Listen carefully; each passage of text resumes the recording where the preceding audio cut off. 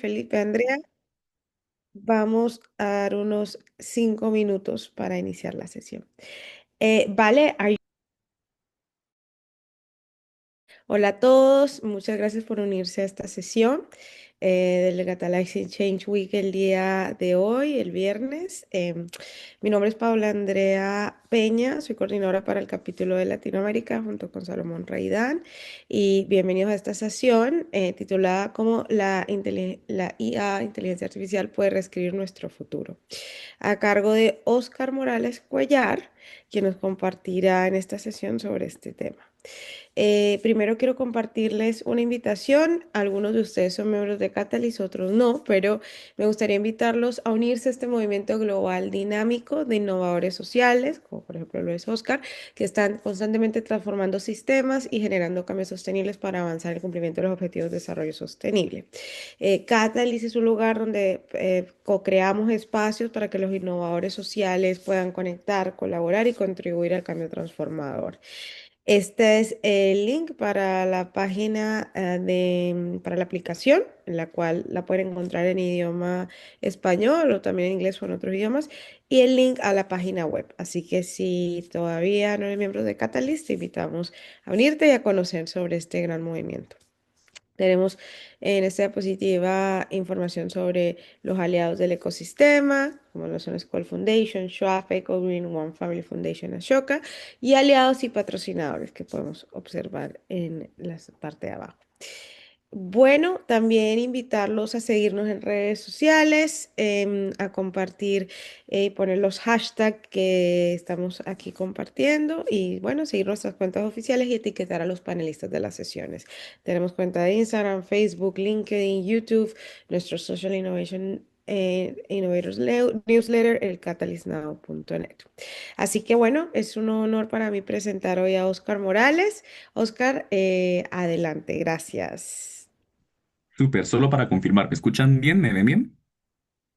Sí, Buenísimo. Voy a intentar compartir pantalla y me cuentan. Vamos a ver, compartir, copia de la presentación.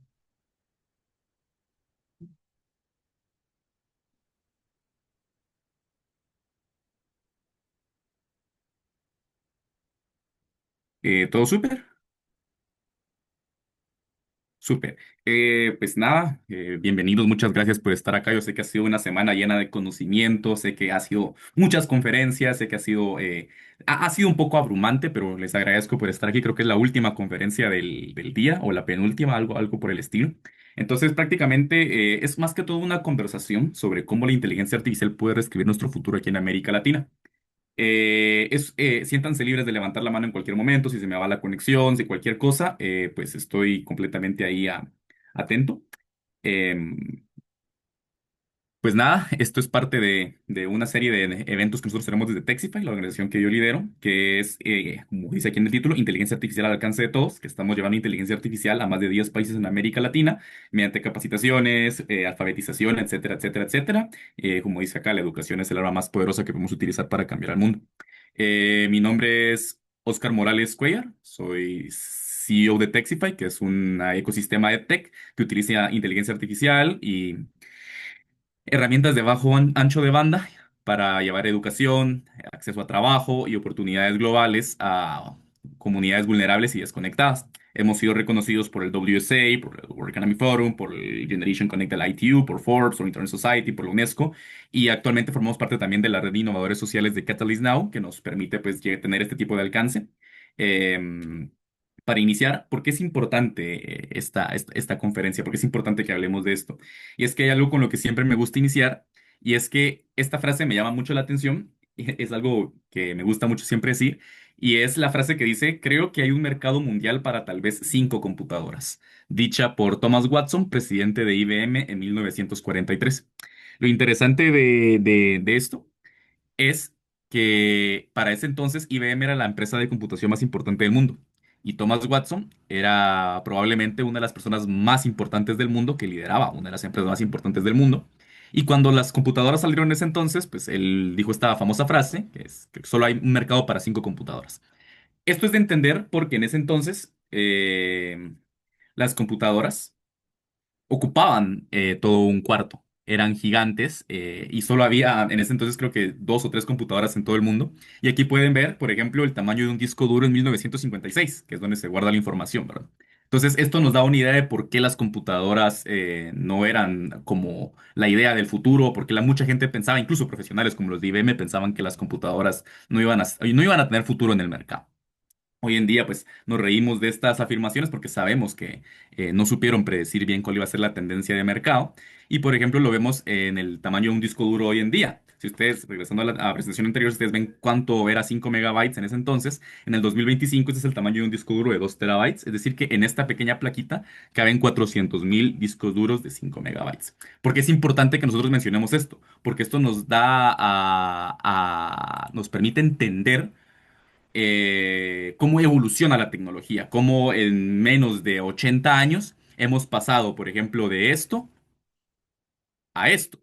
Entonces, es importante entender por qué este tipo de conferencias sobre cómo la tecnología se transforma forman parte de un talón de oportunidades para América Latina y para el mundo. Ahora, iniciando específicamente, la conferencia se divide en dos. Una breve historia y introducción a la inteligencia artificial para personas no técnicas y cómo la inteligencia artificial nos puede ayudar a transformar el futuro de América Latina. La inteligencia artificial hoy en día está en tendencia y todo el mundo habla de ella, la vemos en todos lados. Sin embargo, el término fue acuñado en 1955. Desde hace más de 70 años que se usa el término de inteligencia artificial. Pero si nosotros vamos más al pasado, nos damos cuenta que la inteligencia artificial no es algo que nació realmente en 1955. El término puramente para computación fue acuñado en 1955. Sin embargo, el ser humano siempre ha soñado y ha tenido ese morbo con la idea de la inteligencia, el conocimiento, y el conocimiento ligado a la inteligencia siempre ha sido algo que hemos visto en las mitologías, en las creencias. Por ejemplo, en las creencias judio-cristianas está el tema de Adán y Eva, que la manzana representa el conocimiento prohibido, como y se lo comen y pues se van del paraíso porque tienen este conocimiento. O por ejemplo en la mitología griega, donde Prometeo le agarra el fuego de los dioses del Olimpo y se lo entrega a la humanidad. Este fuego representa conocimiento, todo lo que pueden hacer con el fuego, condicionar sus alimentos, y representa una luz fuera de la sombra de la ignorancia.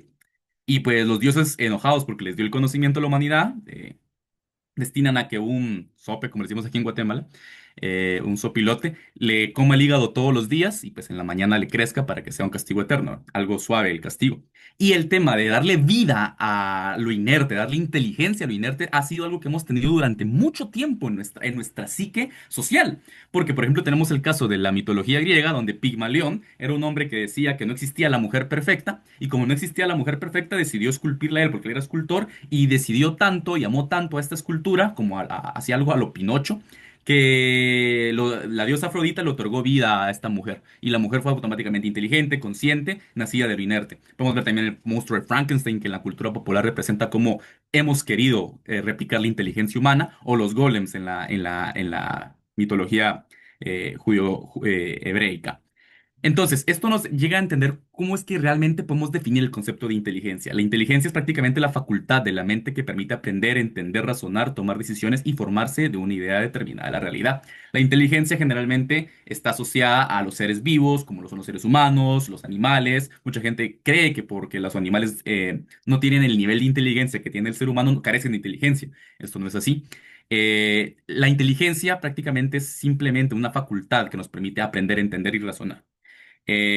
Y aquí es donde entra el tema de la inteligencia artificial, que prácticamente es un área de la informática dedicada al desarrollo de sistemas capaces de ejecutar tareas que normalmente requieren inteligencia humana, como lo es el aprendizaje, el razonamiento, la toma de decisiones y la percepción del entorno. Estos sistemas buscan imitar o superar habilidades cognitivas humanas mediante algoritmos, modelos de aprendizaje automático y procesamientos de datos avanzados. Prácticamente, y resumiendo este concepto, simplemente son sistemas que buscan imitar o superar habilidades cognitivas humanas. O sea, entendemos el concepto de inteligencia. Inteligencia artificial simplemente es el sistemas que buscan imitar o superar estas habilidades humanas. La inteligencia artificial prácticamente se divide en tres etapas, que es la inteligencia artificial estrecha, la inteligencia artificial general, superinteligente, perdón, y la inteligencia artificial general. En la inteligencia artificial estrecha son los sistemas que estamos teniendo hoy en día y que existen desde los años 50. Por ejemplo, ChatGPT, los sistemas de ajedrez, los sistemas que tienen, por ejemplo, los autos Tesla, los robots que tienen instrucciones. Esta es la inteligencia artificial estrecha con la que contamos hoy en día. es inteligencia que únicamente puede dedicarse a ciertas cosas específicas. No es como un cerebro humano, por ejemplo, que puede tener procesos creativos, que puede tener tareas simultáneas. En la inteligencia artificial estrecha, prácticamente se basa en tener todo el conocimiento de la humanidad y de esto, pues sacar respuestas, por así decirlo. Aquí entra un dilema de si lo que la inteligencia artificial da es una creación o solo es una mezcla, un remix de lo que la humanidad ha generado.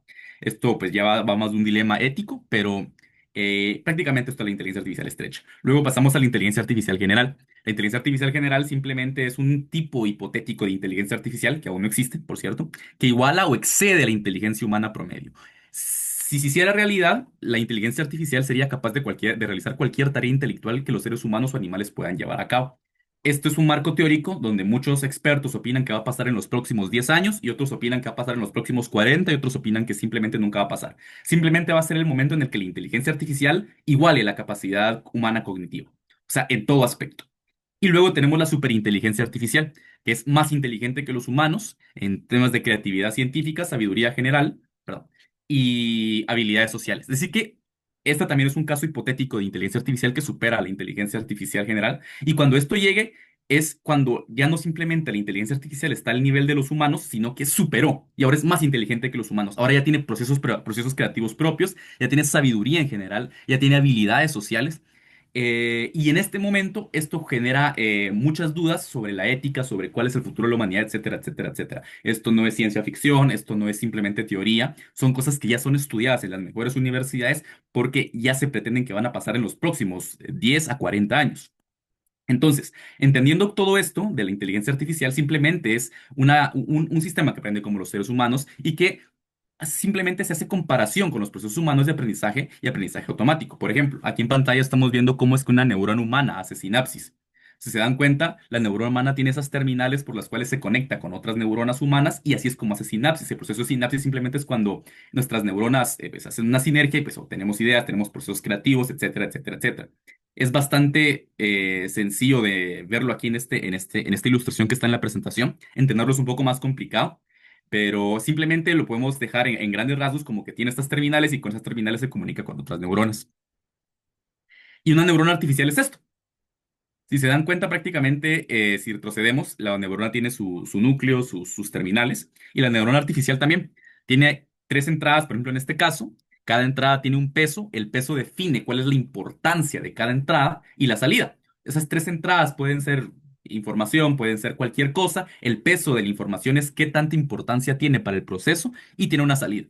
Bastante, bastante similar e inspirado en cómo funciona el proceso de cognición humana. Esto es importante de entender porque si bien una neurona en nuestro cerebro es una unidad diminuta, una neurona artificial también es una unidad diminuta. Cuando nosotros utilizamos sistemas de inteligencia artificial, como lo es el reconocimiento facial, como lo es, por ejemplo, ChatGPT, como lo es muchos de los sistemas de inteligencia artificial que usamos consciente o inconscientemente, están formados por esto, que simplemente es una red de neuronas artificiales pensando entre sí para darnos un solo resultado, que es prácticamente lo que nuestro cerebro hace también, una red de neuronas que hacen sinapsis y nos entregan procesos. Es bastante similar. Y aquí es donde entra lo interesante, porque si la inteligencia artificial piensa de una manera similar a la que pensaría nuestro cerebro humano, ¿cómo podemos identificar si estamos hablando con una máquina o con un ser humano? Esta fue la pregunta que se hizo este señor que vemos en pantalla, que es Alan Turing, el padre de la computación. Lo que ven ahí es la máquina que resolvía el tema de Enigma, que para quienes tendrán más contexto, era una máquina de cifrado que utilizaban en la Segunda Guerra Mundial los alemanes, y con esta máquina se logró descifrar. En ese entonces, este señor, que fue en los años 50, ya se hacía la pregunta de ¿cómo podemos diferenciar si estoy hablando con una máquina o con un ser humano? Imagínense, hace más de 70 años la persona que vemos en pantalla ya se hacía este tipo de preguntas y eso que aún no existían los sistemas que tenemos hoy en día.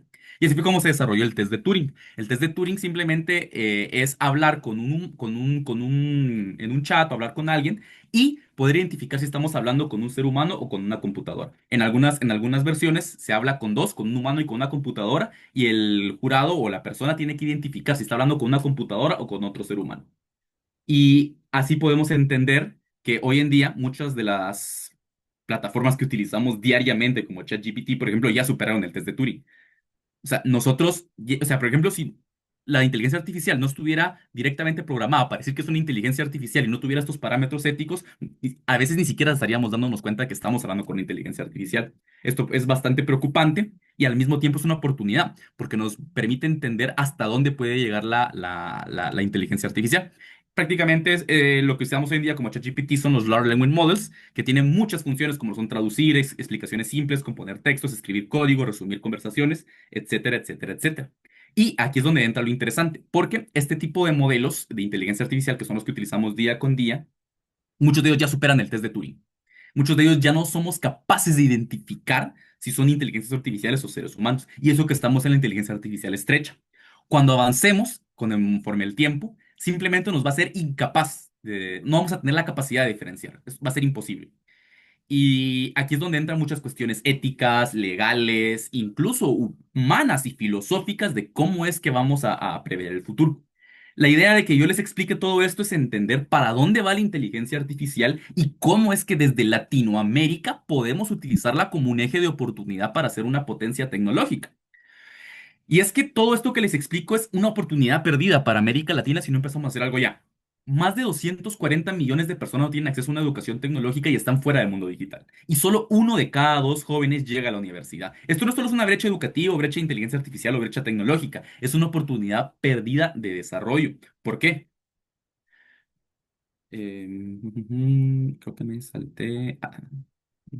Aquí está. ¿Por qué? Porque según el Foro Económico Mundial, para el 2025 se van a crear más de 170 millones de nuevos empleos vinculados a la economía digital. ¿Eso qué quiere decir? Que solamente en este año se crearon 170 millones de nuevos empleos en temas de inteligencia artificial, datos, tecnología, y el problema más grande que tiene nuestra región es que no tenemos el talento humano capacitado para cumplir con esta necesidad del mercado. Estamos sumergiendo a nuestras poblaciones en círculos de pobreza y desigualdad por no brindarles acceso a las oportunidades que los llevarían a romper sus cadenas de pobreza y desigualdad. Aquí, por ejemplo, vemos un cuadro sobre cómo es que la innovación se difunde cada vez más rápido. Aquí tenemos una gráfica de cuánto tiempo le tomó a estas tecnologías llegar a los 50 millones de usuarios. Por ejemplo, vemos que para que el teléfono, hoy en día todos tenemos un smartphone, por ejemplo, para que llegara a los 50 millones de usuarios le llevó 50 años. Para que a la radio le llevaran a llegar a tener 50 millones de usuarios, tardó 38 años. Para que la televisión llegara a la misma cantidad, 22 años. Para que la computadora o ordenador llegara a los 50 millones de usuarios, 14 años. Para que el teléfono móvil llegara a esta cantidad, 12 años. Para que Internet, aquí ya se reduce bastante. Y aquí, ojo, para que Internet llegara a los 50 millones de usuarios se tardaron 7 años. Sin embargo, hoy en día, gran parte de la población del mundo no tiene acceso a Internet, pero tardó únicamente 7 años en llegar a 50 millones de usuarios. Y en el caso de ChatGPT, que es el modelo de inteligencia artificial más conocido, los hitos de crecimiento son impresionantes. Lanzó a finales de noviembre de 2022 y alcanzó 100 millones de usuarios mensuales en solo 2 meses. Esto es una oportunidad increíble porque si también pensamos cuánto tiempo tardó el teléfono, el radio, la televisión o el internet en llegar a nuestros países, por ejemplo, el internet llegó a Guatemala, que es donde yo vivo, a finales de los años 90. O sea, realmente el internet de accesibilidad para personas, las personas podían acceder a internet a finales de los 90. Imagínense. Y ChatGPT al día siguiente ya estaba disponible en Guatemala. O sea, desde Latinoamérica tenemos una oportunidad increíble porque es la primera vez que esta tecnología está con el mismo tipo de acceso en todo el mundo. El problema es que aquí es donde entra un dilema bastante ético, porque eh, si bien hoy en día ya se habla de, como hablábamos, de la ética de la inteligencia artificial, yo, por ejemplo, formo parte de varias mesas, de hecho, dentro de 2 meses voy a estar en una de las universidades en Estocolmo hablando de este tema porque nos preocupa bastante el tema de la ética de la inteligencia artificial. En América Latina aún estamos enfrentando un caso de ético mucho más profundo y es cómo hacer que la innovación no deje a nadie atrás. Y es un tema que realmente es bastante preocupante, porque en el siglo XX saber leer y escribir cambió el destino de millones de personas. En el siglo XXI comprender la inteligencia artificial definirá quién lidera el futuro. O sea, imaginemos que en ese entonces y aún saber leer y escribir cambiaba el destino de millones de personas. En el futuro y en el presente ya es la inteligencia artificial. Y si no estamos haciendo nada para que llegue a las personas, los estamos condenando también a ciclos de pobreza y desigualdad. Porque la brecha no es digital, es de oportunidad. La desigualdad no se corrige con conectividad, sino con oportunidades que usen la IA para cerrar brechas. Si la inteligencia artificial amplifica estos sesgos, termina programando la desigualdad del siglo XXI, algo que ya estamos viendo día con día. Y aquí es donde entra específicamente el tema de esta conferencia, porque es cómo es que América Latina enfrenta ya esta revolución de la inteligencia artificial. El punto de inflexión tecnológico en nuestra región es bastante interesante, porque la inteligencia artificial generativa representa un cambio económico similar al de la electricidad o Internet. Imaginemos cuando la electricidad o el Internet llegaron a los mercados de América Latina, fue un boom. O sea, eso fue un boom para nuestro desarrollo. Pues la inteligencia artificial generativa representa un cambio económico bastante similar. Para el año 2030 se estima que 15,7 billones de dólares se aportarán al Producto Interno Nacional Bruto Mundial por la inteligencia artificial. Sin la participación activa, América Latina quedará como una consumidora de modelos entrenados con datos ajenos. Aquí viene algo muy importante, porque si no empezamos a democratizar el acceso, si no empezamos a invertir en el desarrollo de nuestros propios modelos, de nuestras propias políticas de inteligencia artificial, vamos a quedar como consumidores. Vamos a quedar siempre y únicamente como consumidores de datos entrenados, modelos entrenados con datos ajenos, cosas que realmente no tienen la pertinencia cultural que nosotros tenemos. El 80% de los modelos actuales están entrenados en inglés y en contextos del norte global. Esto es un problema bien importante, porque eso quiere decir que únicamente el 20% de los modelos actuales, que no son más que los modelos comerciales, se entrenan con datos en inglés. Y lo que vemos hoy en día son simplemente traducciones de esos datos en inglés. Los sesgos lingüísticos y culturales afectan decisiones automáticas en salud, crédito, educación y muchas cosas. Y Latinoamérica necesita políticas de datos abiertos, éticos y locales que puedan permitirnos avanzar en este tema. Aquí es un tema bien interesante porque más allá de hablar sobre la revolución de la inteligencia artificial y todos estos datos conceptuales, nosotros tenemos un ejemplo bien importante sobre los sesgos lingüísticos y sobre cómo es que no hay una pertinencia cultural sobre esto. Y es el caso de estudio real del LLM en Quechí. El LLM es un modelo de inteligencia artificial como ChatGPT, dejémoslo así, en Quechí. ¿Qué es el quechí? El quechí es una lengua originaria de Guatemala, un idioma maya. En Guatemala tenemos más de 20 idiomas mayas. Lo interesante es que el único idioma oficial es el español. Entonces estas comunidades se quedan fuera de todas las oportunidades. Y el quechí es uno de los idiomas más hablados por las personas nativas de Guatemala. Lo interesante de esto es de que con el tema de la colonia, la conquista y todo esto, mucha de la literatura y cultura quechí se perdió. Y los intentos de preservación cultural han hecho que hoy en día tengamos literatura quechí, un montón de información en quechí, pero que simplemente ha sido traducida del español al quechí. Aquí entra un problema bien interesante. ¿Por qué? Porque cuando nosotros empezamos a hacer el Element Quechí es algo que desde Texify estamos desarrollando, nuestro laboratorio de investigación estamos desarrollando, y para poder desarrollar este modelo de inteligencia artificial necesitamos una gran cantidad de data. Imaginemos que la inteligencia artificial consume datos y nosotros le estamos aportando estos datos a la inteligencia artificial. Para poder entrenar un modelo de inteligencia artificial en Quechí, necesitamos tener datos en Quechí, literatura en Quechí, libros en Quechí, etcétera, etcétera, etcétera. Cuando nosotros empezamos a entrenar este modelo, nos dimos cuenta de algo muy interesante, que este modelo estaba españolizado, porque la mayoría de literatura simplemente había sido traducida. O sea, no tenía pertinencia cultural, no tenía la cosmovisión que tenía el idioma quechí y la cultura maya, era españolizado, simplemente era como agarrar algo traducido y decirlo en quechí. Esto implicó un problema bien interesante porque nos hace pensar cómo es que nosotros estamos entrenando este tipo de inteligencias artificiales y cuál es la pertinencia cultural que tienen. Porque si, si a ustedes les gusta la filosofía igual que a mí y les gusta todo el tema de entender cómo funciona la realidad humana, llegamos a entender que nuestro lenguaje define nuestra realidad. Nosotros percibimos el mundo y lo definimos en base a cómo nos comunicamos.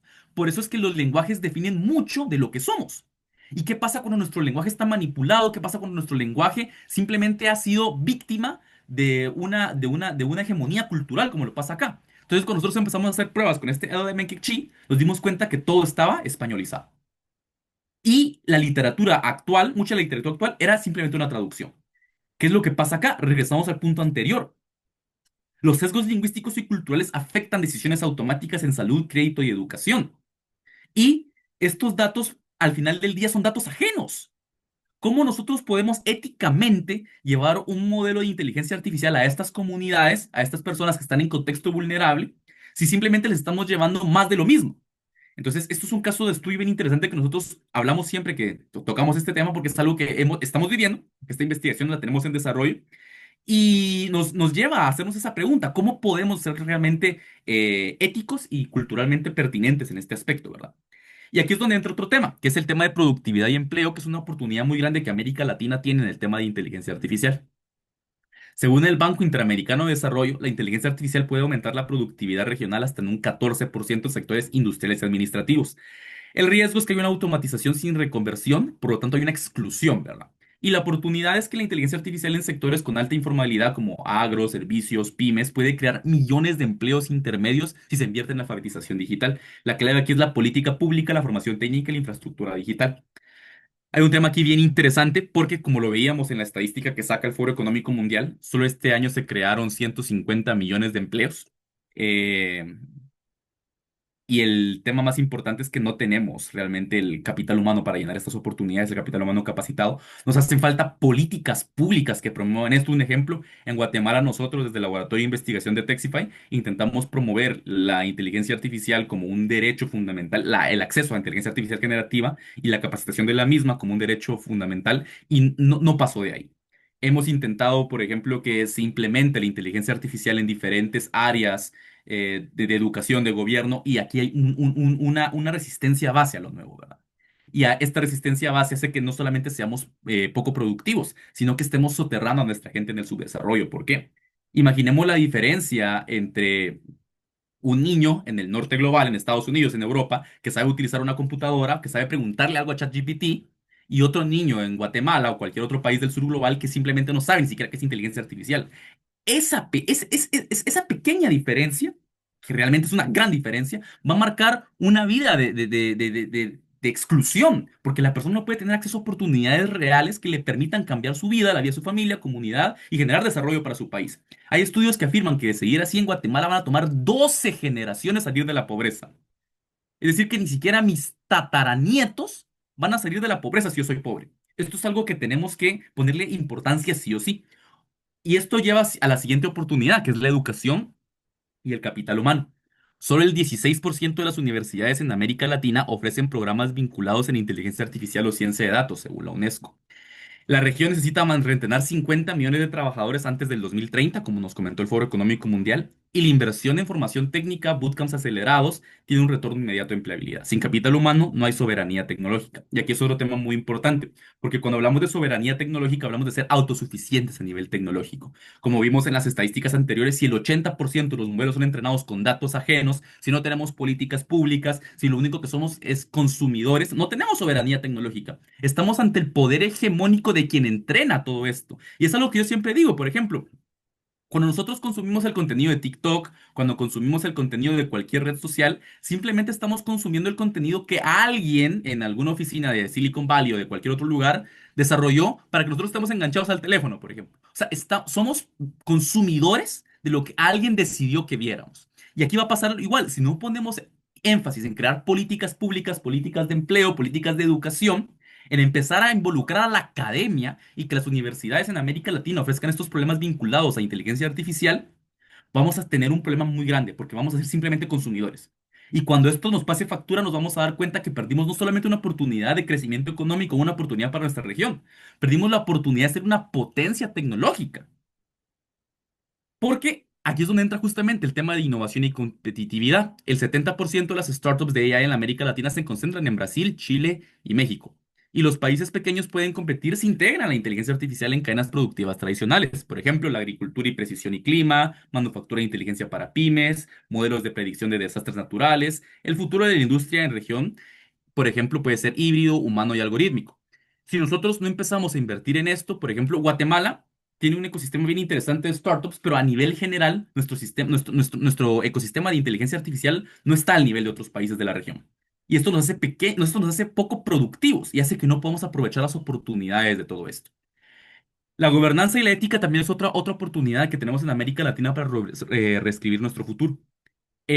Aquí hay un tema bien importante y es el marco regulatorio y la confianza pública. Hay una regulación global, que por ejemplo es la de AI Act en Estados Unidos o la AI Executive Order, que ya están poniendo este tipo de marcos regulatorios para el tema de inteligencia artificial. Igual lo estamos viendo en la Unión Europea, que ya se está regulando el tema de inteligencia artificial. Aquí hay muchas críticas porque se opina de que a la hora de regular la inteligencia artificial, como se hace en la Unión Europea, se pierde el acceso, mucha gente pierde el acceso, como mucha gente se queja, que dicen, bueno, tengo que poner una VPN o tengo que poner una IP de otro país para poder acceder a sistemas de inteligencia artificial porque desde la Unión Europea no puedo.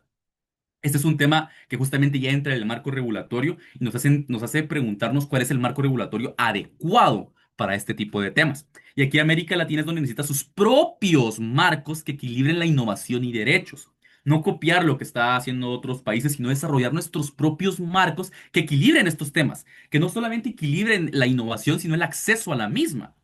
Que hablábamos otra vez justamente del tema de que el dilema filosófico de la inteligencia artificial, pues nosotros tenemos un dilema filosófico más interno, que es el acceso de la gente al mismo, ¿verdad? Y aquí es donde entra este desafío importante, que es evitar copiar modelos restrictivos sin capacidad de implementación. Si nosotros en América Latina nos vamos por lo que están haciendo, por ejemplo, a nivel de regulación en Europa, aquí no va a funcionar. O sea, el spoiler es que no va a funcionar. Hay muchos desafíos que van a impedir que esto funcione.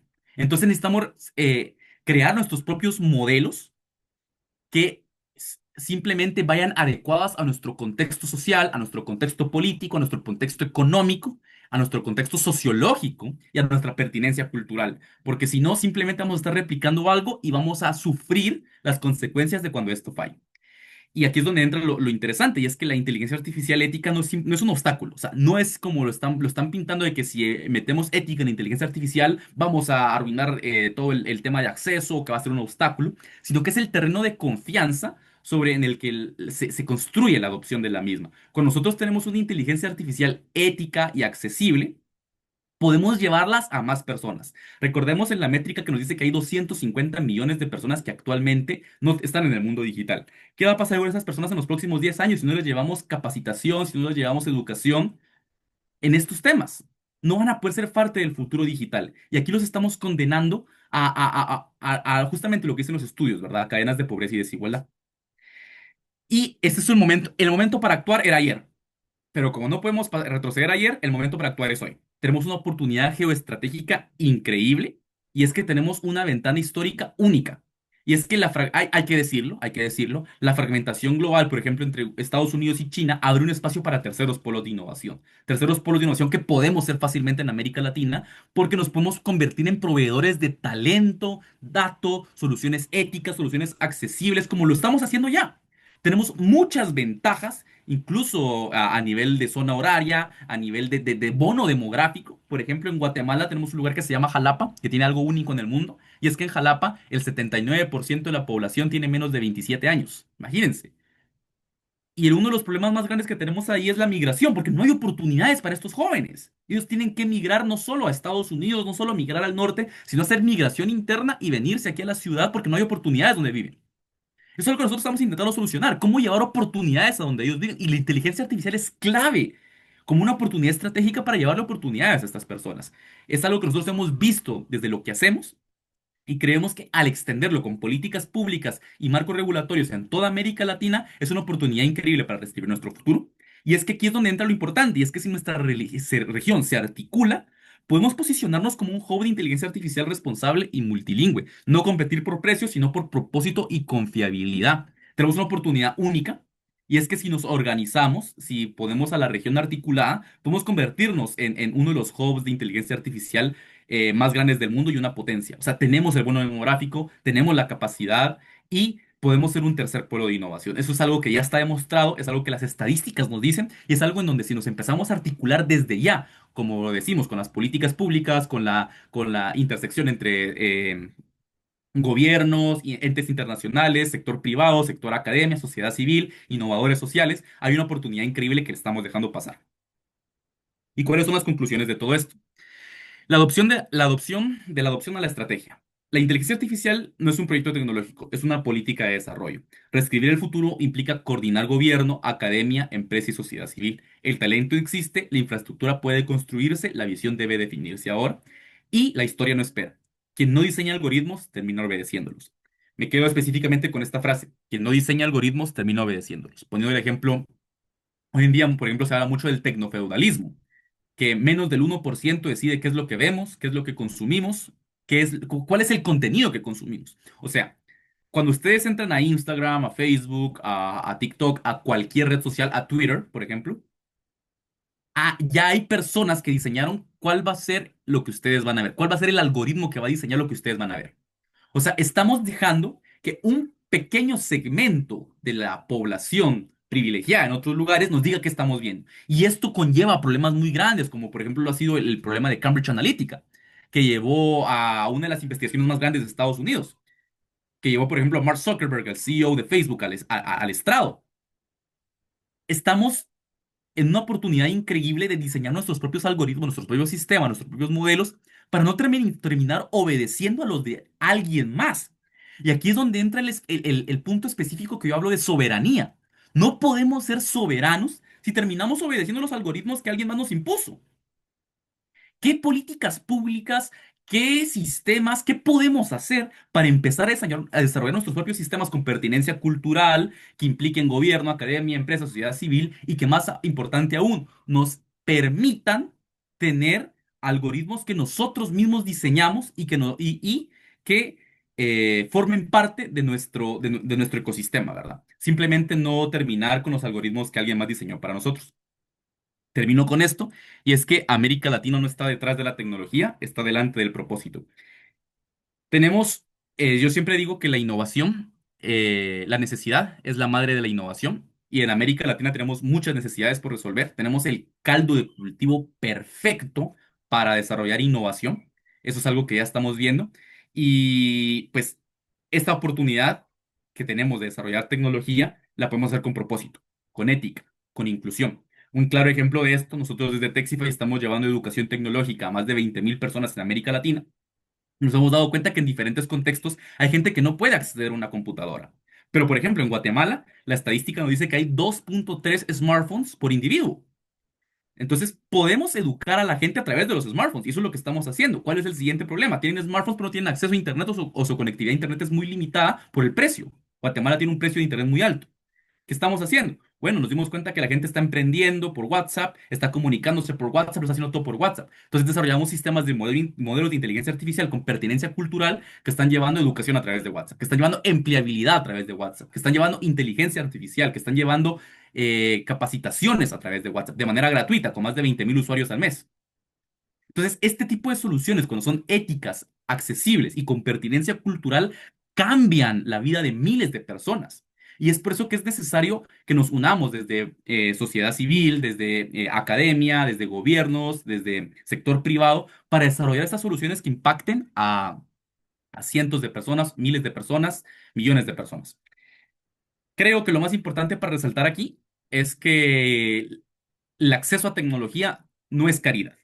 El acceso a tecnología no se define únicamente como hay que hacerlo porque es for good, es caridad. No, es una estrategia de desarrollo. Entre más personas hayan conectadas en el mundo digital, mayor va a ser nuestro impacto como América Latina, mayor va a ser nuestro impacto como país.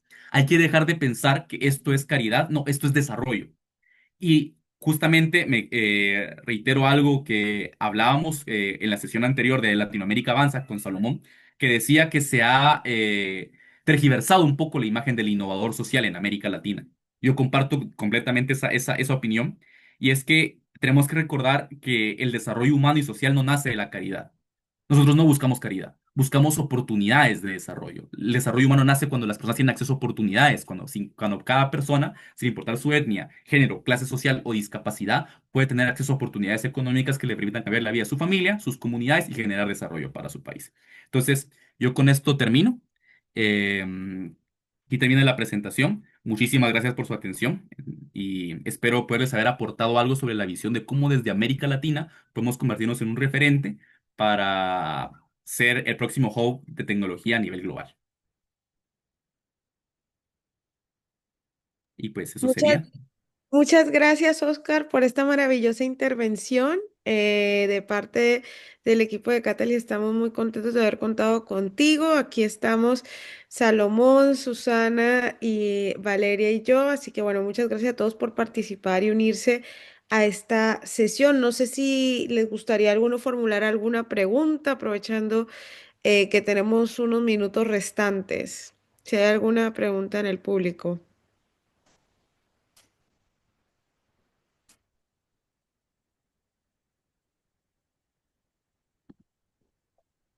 Bueno, si yo puedo, yo intervengo, Oscar. Claro, solo saludos ahí a Johan desde Bolivia. Un Qué saludo. bueno.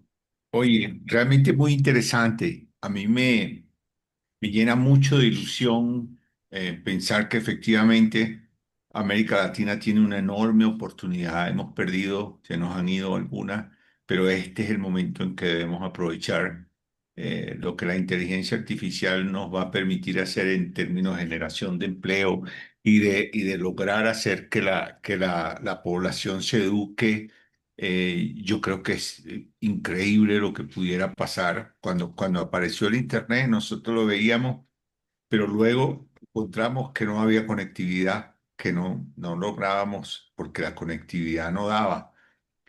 Me encantaría escucharte. ¿Qué crees tú que va a ser el factor que nos permita dar ese salto y no quedarnos como hemos perdido otras oportunidades? ¿Qué va a ser si la conectividad fue un obstáculo, hemos ido logrando superar lo que dices tú? Tenemos un 2 punto tanto smartphones por persona, pero ¿qué pudiéramos hacer para que esta oportunidad realmente no se pierda? Yo sé que lo tocaste, pero me gustaría si te dan la decisión de escoger, eres un asesor político de un gobierno y te dicen, señores, solamente tenemos recursos para esto. ¿Qué harías? Claro, mira, eso es una pregunta bien interesante. Yo pongo en contexto. Guatemala comparte una situación bastante interesante con Colombia. Tal vez algunos de ustedes estarán como enterados. Y es que en Colombia hay muchas comunidades y pueblos que no tienen luz eléctrica. Las empresas eléctricas en Colombia son privadas, muchas de ellas son privadas. Entonces, no ha llegado la electricidad a estas comunidades, así como en Guatemala, porque para la empresa de electricidad privada no es redituable llevar electricidad a esta gente, porque se dan cuenta que la inversión no hace contraste, ¿me entiendes? Entonces les están negando un derecho. Igual pasa muchas veces con la conectividad. Por ejemplo, en Guatemala tenemos ahí un tema bien interesante, y es que tenemos únicamente dos empresas de telecomunicaciones, muchos se refieren a ellas como un duopolio. Y el problema muchas veces en Guatemala no es un tema de accesibilidad, es de afordabilidad. Guatemala tiene uno de los precios de Internet más caros a nivel de América Latina. Por eso estamos educando gente a través de WhatsApp, porque estas empresas, para no perder el mercado de las personas en contextos vulnerables, les venden paquetes limitados que solo les acceden a WhatsApp. Entonces, hay un tema ahí bien interesante. Cuando nosotros no hacemos esa articulación entre entidad privada, entre gobierno, entre sociedades civiles y entre entes interesados, segmentamos a que solo alguien haga estas soluciones con sus intereses.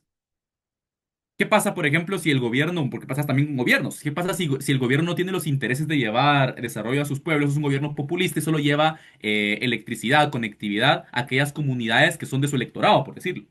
¿Qué pasa si es una empresa privada que solo busca profit? Y como no es redituable llevarle este derecho básico, humano, fundamental, no lo hace. Entonces ahí es donde entra la interconexión entre innovadores sociales, entre entes gubernamentales, entre iniciativa privada, academia, hacer estas mesas de trabajo que permitan decir, bueno, va a haber una inversión público-privada para llevar electricidad a estas personas. Para compensar que no es redituable, el gobierno va a hacer esta parte, la iniciativa privada va a hacer esta parte y los innovadores sociales van a hacer esta parte, haciendo que haya un círculo completo de innovación que permita llevar estas tecnologías a las personas que más lo necesitan. Si no utilizamos la tecnología para el desarrollo humano, estamos perdiendo la oportunidad más grande de nuestra época. Entonces, prácticamente sería esa articulación. Si nosotros dejamos segmentado bajo intereses esto, jamás vamos a llegar a la gente que lo necesita, porque los intereses de algunos no son los intereses de todos. Entonces, en la diversidad es donde se encuentra realmente este tipo de políticas que conllevan al desarrollo. Gracias, Oscar. ¿Tenemos alguna otra pregunta de parte del público?